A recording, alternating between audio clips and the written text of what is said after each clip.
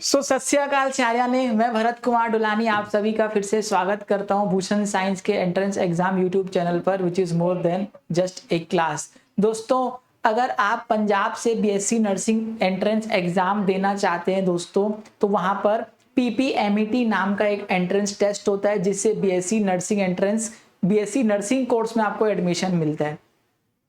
अब इस nursing course के बारे में आप तो अच्छे से जानते हैं, लेकिन हो सकता है आप इस एंट्रेंस एग्जाम के बारे में नहीं जानते हो। तो ये पंजाब का बीएससी नर्सिंग एंट्रेंस एग्जाम के बारे में सारी डिटेल्स मैं आपको इसी वीडियो में बताने वाला हूँ।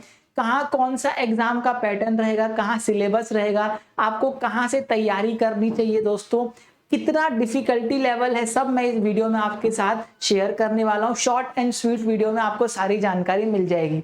सबसे पहले समझना दोस्तों, थोड़ी सी जनरल इंफॉर्मेशन अगर मैं आपको दूं, तो इस एग्जाम का नाम है पंजाब पैरामेडिकल एंट्रेंस टेस्ट, पीपीएमईटी। अब अधिकांश लोग हो सकता है कि ये समझे कि सर यहाँ पे तो पैरामेडिकल लिखा है, तो ये बीएससी नर्सिंग एंट्रेंस एग्जाम कैसे? नहीं, ये बीएससी नर्सिंग का ही एग्जाम है। एग्जाम का नाम है पंजाब पैरामेडिकल एंट्रेंस टेस्ट। यहाँ पर पंजाब पर एक यूनिवर्सिटी है, Baba Farid university of health sciences BFUHS, जो कि फरीदकोट में। यही इसकी बाबा फरीद यूनिवर्सिटी यही इस एग्जाम को कंडक्ट करवाती है, यही इस एग्जाम के रिजल्ट निकालती है, यही इस एग्जाम की काउंसलिंग भी कराती है, और सारे कॉलेजेस इसी यूनिवर्सिटी के अंदर ही एफिलिएटेड है। तो सारा काम ये खुद ही यूनिवर्सिटी कर लेती है। तो आपको इसकी वेबसाइट www.bfuhs.ac.in में जाके आपको क्या करना पड़ेगा, फॉर्म भरना पड़ेगा। ठीक है।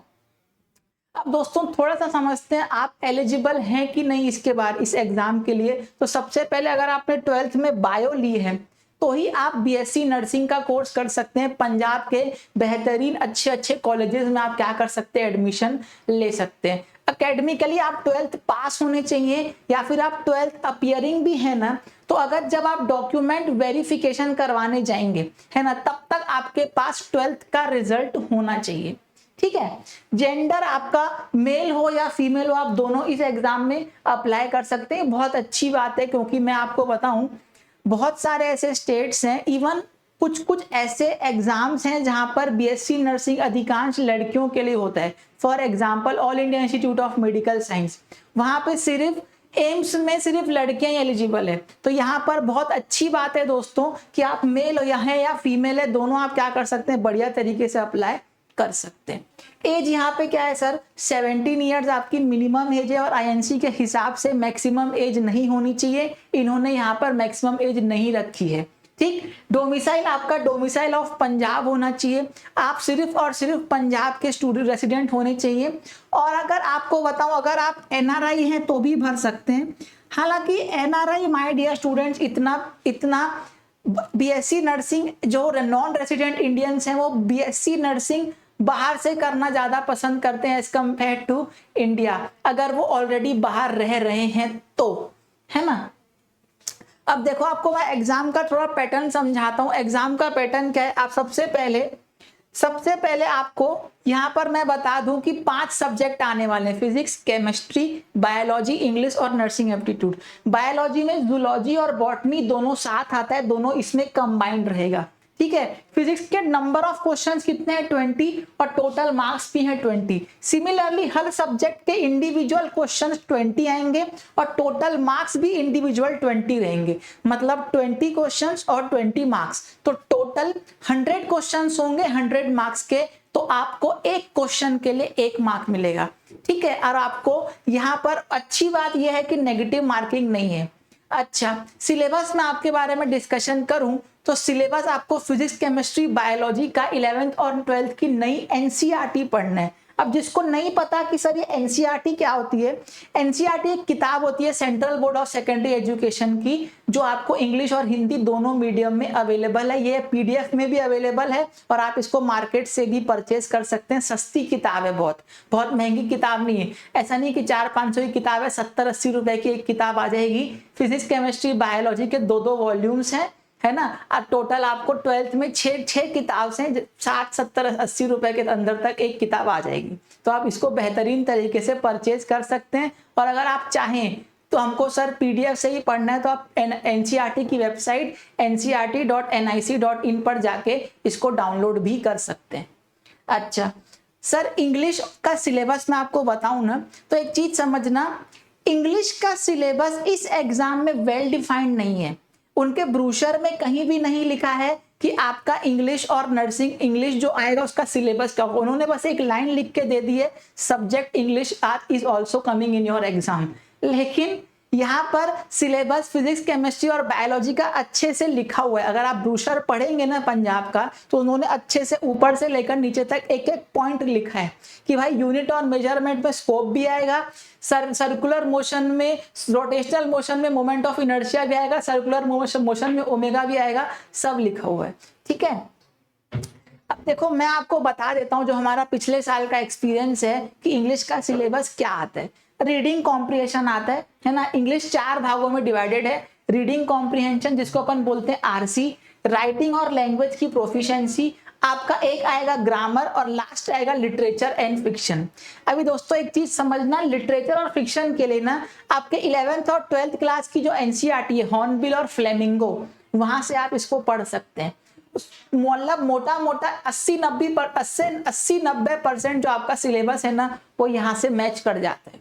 ठीक है, अच्छा रीडिंग कॉम्प्रिहेंशन आपका राइटिंग और लैंग्वेज और ग्रामर और लिटरेचर में सबसे लीस्ट इंपॉर्टेंट है ये, जिसको मैं यहाँ पे लिख देता हूँ LI।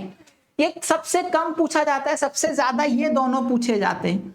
मोस्ट इंपॉर्टेंट आपका ग्रामर है, उसके बाद आपका राइटिंग और लैंग्वेज प्रोफिशिएंसी है, और बीच में कहीं ना कहीं आरसी आ जाता है ना। आप इसको क्या कर सकते हैं, आप इस टाइप से आप अपनी तैयारी कर सकते हैं कि पहले आप इन दोनों को पढ़िए, फिर आप इसको पढ़िए, लास्ट में इसको पढ़िए।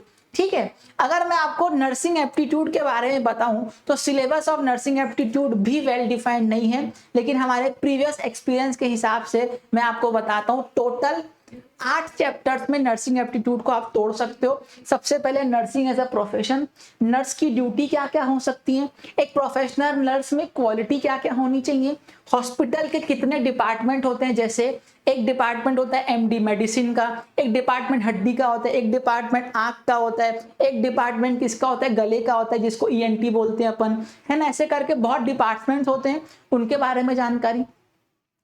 मेडिकल स्पेशलिस्ट कितने टाइप के होते हैं, सिंबल और साइन क्या क्या यूज होते हैं,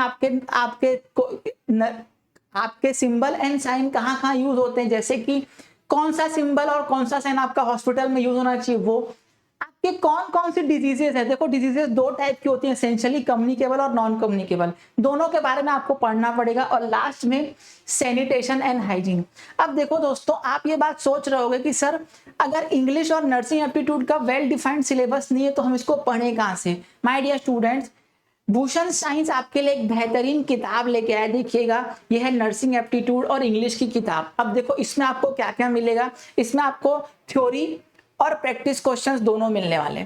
थ्योरी और प्रैक्टिस क्वेश्चन आपको दोनों मिलेंगे, साथ साथ इसमें 2022, 23, 24 के PYQs भी अवेलेबल हैं। तो आपको एक्स्ट्रा क्वेश्चन आपको मिलने वाली है, सबसे पहले थ्योरी, फिर आपको मिलेंगे PYQ, साथ साथ में एक्स्ट्रा क्वेश्चंस। तो आप इसको वन स्टॉप सॉल्यूशन है आपके लिए। आपको कहीं मार्केट में भटकने की जरूरत नहीं है, इवन यूट्यूब में भी आपको कहीं भटकने की जरूरत नहीं। आपको डायरेक्टली आप ये हम Amazon, फ्लिपकार्ट और हमारे ऐप से ऑर्डर कर सकते हैं और नर्सिंग एप्टीट्यूड और इंग्लिश की तैयारी कर सकते हैं। उसके बाद दोस्तों थोड़ा और आपको जानकारी दूं मैं इसके बारे में, थोड़ा और चीजों को समझते हैं अपन। तो टोटल नंबर ऑफ क्वेश्चन हैं सर 100, टोटल मार्क्स आपके आएंगे 100, आपका टाइम ऑफ एग्जाम रहेगा 2 आवर्स, 120 मिनट्स का ये एग्जाम होने वाला है। ठीक है, आपका जो एग्जाम मोड है वो पेन एंड पेपर रहेगा, आपको जाके गोले भरने, OMR शीट भरनी है, आपको वो मिलेगी। और आपको बताऊं तो वेबसाइट है आपकी www.bfuhs.ac.in, पहले ही आपको बता चुका हूं। आपका मीडियम जो ऑफ एग्जामिनेशन इंग्लिश रहेगा, नेगेटिव मार्किंग नहीं रहेगी। अब देखो दोस्तों, मैं ये बोलता हूं हर बार, नेगेटिव मार्किंग होनी चाहिए, होनी चाहिए, क्योंकि क्या होता है ना, जो कम पढ़ा है ना, वो आपके साथ, आप जो कम पढ़ा हुआ बच्चा है वो आपके जैसे तक कॉम्पीट कर रहे हैं, तो जो ज्यादा पढ़ा उसको थोड़ा तो एडवांटेज मिलना चाहिए ना, और वो एडवांटेज मिलता है नेगेटिव मार्किंग से। ठीक है, आपकी प्रीवियस एग्जाम डेट 2024 में जो थी वो थी 5/6/2024 को। यहाँ पर लोकसभा के चुनाव थे इसलिए इतना लेट हुआ था। बहरहाल मई जून में एग्जाम हो जाते हैं। आपके एग्जाम सेंटर्स आपको पंजाब के स्टेट में ही मिलेंगे, बाहर नहीं मिलेंगे। ठीक है, और थोड़ा और समझते हैं सर एग्जाम की फीस। अब देखो एग्जाम की फीस ना यहाँ पर बहुत ज्यादा है भाई। अनरिजर्व के लिए आप 4,500 रुपए BFUHS ले लिए, पर इसमें ना काउंसलिंग फीस भी इंक्लूडेड है। मैं बोलूंगा, मैं उनसे रिक्वेस्ट करूंगा, दरख्वास्त करूंगा कि अगर आप ये मेरा वीडियो देख रहे हैं BFUHS वाले, तो मैं बोलूंगा कि इतनी फीस लेना 11-12 वाले स्टूडेंट से थोड़ा सा मुलाजिम नहीं है, कम लेनी चाहिए फीस। आप 1000 के अंदर फीस लीजिए सिर्फ एग्जाम कराने की। इतनी फीस वसूलने का मतलब मेरे हिसाब से कोई औचित्य नहीं है। अगर आपको भी ऐसा लगता है तो जरूर कमेंट करिएगा और जरूर BFUHS की साइट पर मेल करिएगा। हालांकि भूषण साइंस हर साल ये इस बात को उठाता है, ठीक। अच्छा, अगर आप अनरिजर्व से हैं, OBC से हैं, EWS से और SC से और या फिर ST से हैं, आपका सारा मैं फीस का स्ट्रक्चर यहाँ पे लिख दिया हूँ। SC ST वालों को जस्ट आधी लगती है फीस, है ना। लास्ट में माय डियर स्टूडेंट मैं आपको बताऊं कि आपको मिनिमम क्वालिफाइंग क्राइटेरिया क्या है। अब देखो दोस्तों, ये जो मिनिमम क्वालिफाइंग क्राइटेरिया होता है ना, ये पंजाब गवर्नमेंट ने डिसाइड नहीं किया, ये डिसाइड किया है इंडियन नर्सिंग काउंसिल ने। उसके हिसाब से आपको मिनिमम क्वालिफाइंग क्राइटेरिया होना चाहिए। सबसे पहले अगर आप अनरिजर्व से हैं तो आपको 50% है, ये मतलब 50% लोगों को आपको एसेंशियली क्या करना है, पीछे करना है। EWS में भी क्या है 50%, OBC में 40%, SC ST वालों को भी 40%। देखो परसेंटाइल का मतलब क्या होता है समझना। अगर आप 100 स्टूडेंट्स हैं, है ना, तो 100 स्टूडेंट्स में ना आपको 50 लोग को पीछे करना है, उसको बोलते हैं परसेंटाइल। अब जरूरी नहीं है आपने 50 लोग को पीछे किया तो आपके नंबर 50% ही है। हो सकता है आपने 30% नंबर पे 50 लोगों को पीछे कर दिया। ये परसेंटाइल का खेल है। मैं परसेंटाइल और परसेंटेज पे एक अलग डिटेल वीडियो बनाऊंगा, उसका चिंता मत करिए। पर फिलहाल आप इतना समझिए कि आपको क्वालिफाई करने के लिए 50% लोगों को एटलीस्ट पीछे करना है, ठीक है। तो माय डियर स्टूडेंट्स, ये था आपका भूषण, ये था आपका पूरा पंजाब के बारे में, पूरा एंट्रेंस एग्जाम के बारे में पूरा डिटेल्स। अगर आपको इसके अलावा भी अगर कोई डाउट है तो जरूर हमसे पूछेगा। We will be very happy to assist you. तब तक के लिए मुझे दीजिए इजाजत। Bharat Dulani signing of.